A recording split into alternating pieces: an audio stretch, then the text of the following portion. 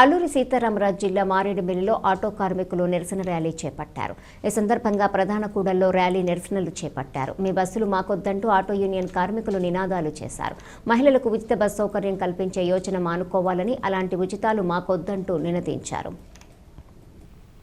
మా ఆటో కార్మికుల బతుకులు అంతంత మాత్రమేనని, మహిళలకు ఉచిత ప్రయాణాలు కల్పిస్తే మా కార్మికుల జీవితాలు కుదేలవుతాయని, అలాంటి ఉచితాలు వెంటనే పునరాలోచన చేసి రద్దు చేయాలని, మా బతుకులకు అండగా నిలవాలని మారేడుమిల్లి ఆటో యూనియన్ నేతలు డిమాండ్ చేశారు.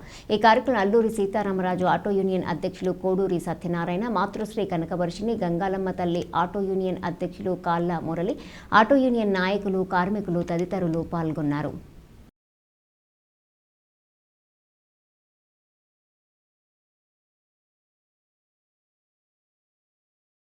जिंदाबाद जिंदाबाद जिंदाबाद जिंदाबाद ఈ ఫ్రీ బస్సుల కారణంగా మా ఆటో వాళ్ళు పొట్ట కొట్టడం అనేది న్యాయం కాదని మా అందుకే నిరసన తెలియజేస్తున్నాము. ఎవరెవరు నిరసన తెలియజేస్తున్నారు? అల్లూరు సీతారామరాజు ఆటో యూనియన్, గంగాలమ్మ తల్లి ఆటో యూనియన్. ప్రధానంగా మా రాష్ట్రంలో జరుగుతున్న అన్యాయాలపై మీకు మీ ఆటో యూనియన్ ఏ విధంగా సపోర్ట్ చేస్తుంది? మీ ఆటో యూనియన్ ఎటువంటి డిమాండ్స్ మీరు కావాలనుకుంటున్నారు? డిమాండ్స్ అంటే ఇన్సూరెన్స్ అందరూ న్యాయం చేయాలని కోరుకుంటున్నారు. ఆటో యూనియన్ కి అందరూ న్యాయం చేసేలాగా ఇలాంటి ఫ్రీ బస్సులు పెట్టొద్దని చెప్పి, మా పొట్ట కొట్టొద్దని. చెప్పండి ఏ విధంగా డిమాండ్స్ మీరు కావాలనుకుంటున్నారు?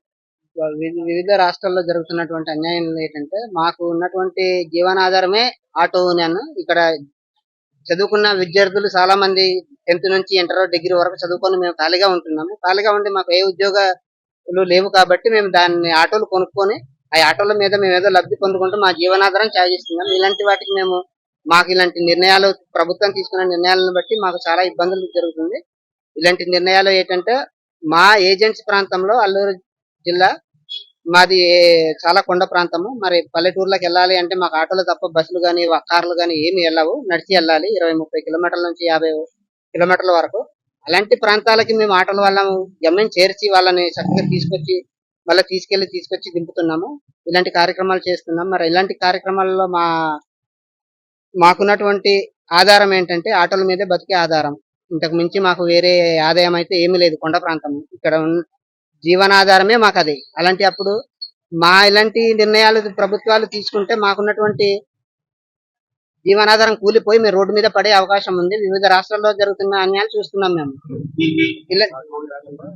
ఆటో వాళ్ళు ఎంత ఇబ్బంది పడుతున్నారో చూస్తున్నాం. మరి ఇలాంటి నిర్ణయాల వల్ల మాకున్నటువంటి జీవనాధారం కూలిపోయి రోడ్డు ఎక్కే పరిస్థితి రాకుండా ఇలాంటి నిర్ణయాలు తీసుకోవద్దని ప్రభుత్వాన్ని కోరుకుంటున్నాం.